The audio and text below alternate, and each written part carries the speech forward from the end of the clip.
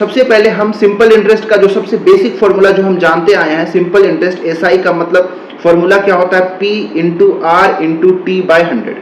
ठीक है, जहां पे P क्या है, मूलधन प्रिंसिपल है, R क्या है, रेट है, दर है, T क्या है, समय हो गया। ठीक है, एसआई सिंपल इंटरेस्ट हो गया। ये हमको सबसे बेसिक फॉर्मूला पता है। ठीक है, इसी फॉर्मूले को तोड़ मड़ोड़ के 2-3 फॉर्मूला और बनाया जा सकता है। हालांकि आप केवल इस फॉर्मूला को ही याद रखिएगा, इससे ही सभी कुछ बन जाएगा। लेकिन थोड़ा सा आपको एक जल्दी शॉर्ट टाइम में बनाने के लिए एक स्पीड आपके अंदर बूस्ट करना पड़ेगा, जो कि मैं बताऊंगा कि कैसे इसको शॉर्ट पीरियड ऑफ टाइम में सॉल्व किया जा सकता है। ठीक है, देखिए अब यहाँ पे फॉर्मूला अगर बनाना ही है तो हम क्या कर सकते हैं, देखिए पहले मैं यहाँ पे लिख ही देता हूँ। P क्या है, P मतलब हो गया प्रिंसिपल, P मतलब हो गया प्रिंसिपल जिसको हम कहते हैं मूलधन।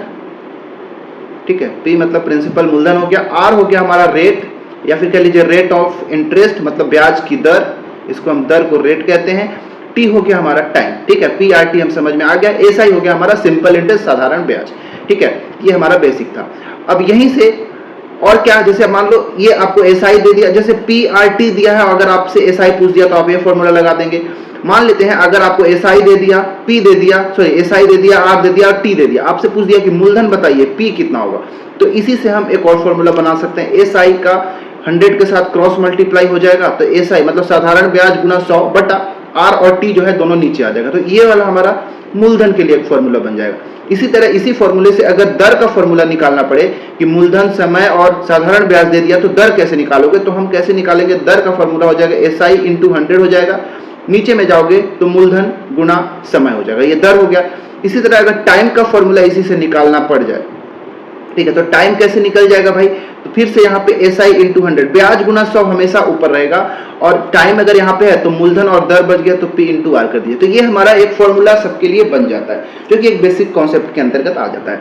अब कुछ थोड़ा सा मैं और बता रहा हूँ कि कैसे हम अपना जो कैलकुलेशन स्पीड को और फास्ट कर सकते हैं। ठीक है, इस चीज को आपको समझना। हाँ, तो हम प्रिंसिपल पता चल गया क्या होता है, मतलब जितना कोई व्यक्ति उधार लेता है या किसी को देता है, जो मेन प्रिंसिपल मनी होता है, मुख्य धन होता है, उसी को मूलधन के रूप में जाना जाता है। ठीक है, और आर क्या होता है कि मान लीजिए ऐसा समझ लीजिए, आर जो है हमेशा परसेंट में लिखा जाता है।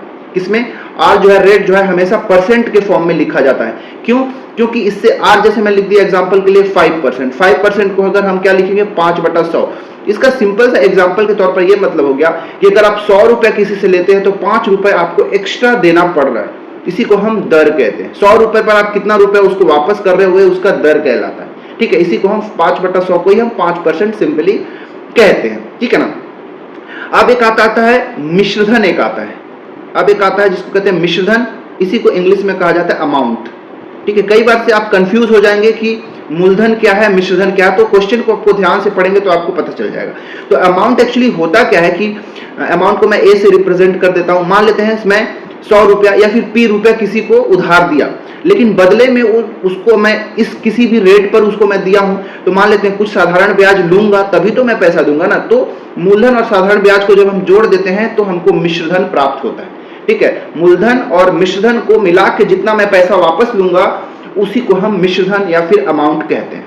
ठीक है, अब कैलकुलेशन स्पीड को थोड़ा सा कैसे बूस्ट करेंगे वो समझिएगा। जैसे हमने देखा क्या कि जो सिंपल इंटरेस्ट है उसका फॉर्मूला क्या होता है, P into R into T by 100, ये फॉर्मूला होता है। इसी फॉर्मूले को मैं ऐसे लिख सकता हूं, कैसे लिख सकता हूं, देखिए P इंटू, एक्चुअली में 100 कहां से है, R प्रतिशत जो है ना, प्रतिशत को हटा के नीचे 100 किया हुआ है। ठीक है, तो याद रखिएगा, इसको हम ऐसे भी लिख सकते हैं, P into are percent into T, दोनों सेम चीज है। ठीक है, याद रखिएगा। और इसी चीज को हम ऐसे भी लिख सकते हैं, P into R into T percent, ये दोनों को एक साथ गुणा करके हम ऐसे भी लिख सकते हैं।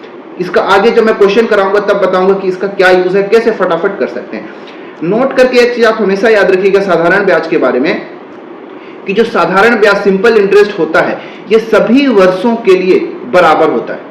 ठीक है, याद रखिएगा, नोट करके लिख लीजिएगा, सभी वर्षों के लिए बराबर होता है, समान होता है। अब इसका क्या मतलब होता है भाई, ये भी मैं समझा देता हूं कि सभी वर्षों के लिए जो साधारण ब्याज है वो समान होता है। कैसे, मतलब एग्जांपल के तौर पे ऐसे समझ लीजिए कि अगर मैं कहता हूं कि यदि एग्जांपल के लिए मान लेते हैं यदि 4 वर्ष के लिए, ठीक है, 4 वर्ष के लिए अगर हमको साधारण ब्याज मान लो 400 रुपए मिला, क्या बोल रहा हूं कि अगर मान लेते हैं कि 4 वर्ष के लिए साधारण ब्याज 400 रुपए मिल गया, तो 1 वर्ष के लिए साधारण ब्याज कितना होगा, एक वर्ष के लिए साधारण ब्याज कितना होगा, तो 400 को हम 4 से भाग दे देंगे, मतलब एक वर्ष के लिए 100 रुपया हो जाएगा।